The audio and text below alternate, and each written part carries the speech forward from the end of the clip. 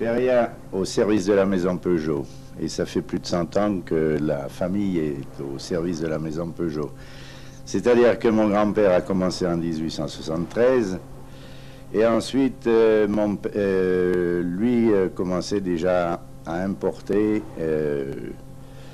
les produits de la maison Peugeot. Et entre autres, il faisait le service interusine avec un cheval et une voiture. Ce service interusine passait depuis Hérimoncourt, allait sur Beaulieu, revenait sur Valentinier, faisait Audincourt et remontait la Boulois, comme on appelle la fameuse Boulois, avec des produits de la maison Peugeot. Soit des baleines de crinoline, soit des baleines de parapluie, qui était la première fabrication Peugeot. En 1929, nous avons commencé l'importation des aciers laminés. En 1930, des voitures Peugeot.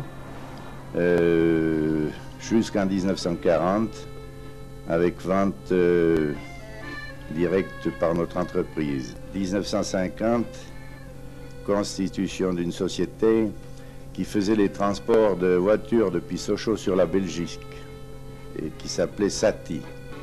Là, nous avons fait de mauvaises expériences parce que ne pouvons pas travailler avec le personnel sur place, alors nous avons fait de très mauvaises expériences. Mais les premiers transports de voitures sur camions ont été effectués par notre entreprise avec des camions que nous faisions monter en Belgique. Les premiers camions, c'est-à-dire sur la région Transport de voitures.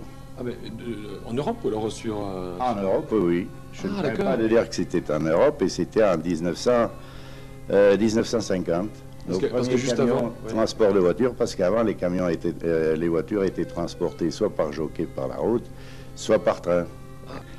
Et c'est à ce moment-là que nous avons monté cette société Sati avec des camions des transports de voitures. Avant cette date, je n'en connais pas. Donc, les premiers transports de voitures, on peut dire, ont été faits en 1950. Quand il passait 2000 gosses par jour aux frontières, il fallait les récupérer, les aider la Croix-Rouge, tout ça, être dans le mouvement, connaissant tous ces gens, il fallait participer, n'est-ce pas, à l'entrée en Suisse de tous ces petits garçons qui pouvaient entrer en Suisse jusqu'à l'âge de 16 ans. À partir de 16 ans, ils étaient refusés, n'est-ce pas? Ils étaient, s'il vous plaît, refusés en France. Alors que nous, s'il y avait trop de ces gosses, on les acheminait sur un autre poste de frontière et ils entraient clandestinement par un autre côté. Ça c'était l'aide humanitaire vraiment poussée à 90%.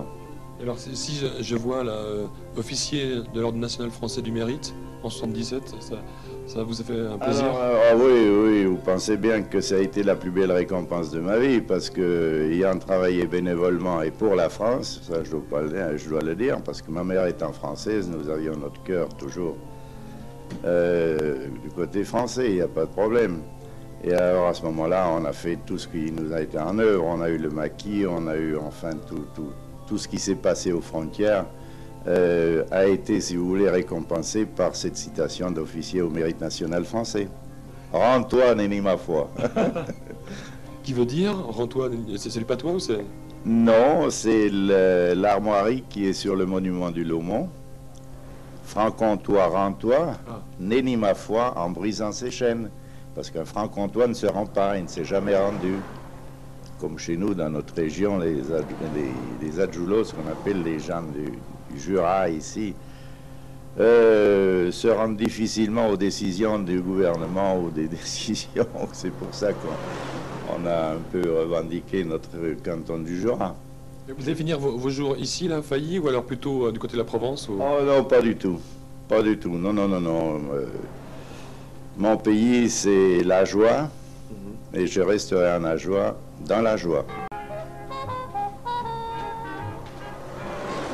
Vous savez qu'en Suisse, depuis 1291, donc la création de la Suisse, nous travaillons avec 3 langues différentes, 3 ethnies différentes, et nous n'arrivons toujours pas à nous entendre. Alors je ne pense pas que le marché commun, rencontrant les mêmes problèmes, va créer une communauté en l'espace d'une année, 2 ans. Vous avez fait vos études à Genève, puis vous êtes revenu dans le pays de Montbéliard pour étudier aussi à Sochaux. Ça a été un choix plutôt... je ne sais pas, vous vouliez reprendre l'affaire familiale ou alors... Oui, naturellement, je suis toujours un peu dans l'affaire familiale. bon, amoureux du Jura, naturellement, on y est quand on y a vécu, quand on est né dans cette région. Et pour nous, nous essayons de la développer au maximum, naturellement. L'avenir, vous savez, à l'heure actuelle, un directeur d'entreprise ne doit plus avoir de points fixes. Donc nous devons être très disponibles. Mais j'ai toujours dit que mes jours, je les finirai par ici.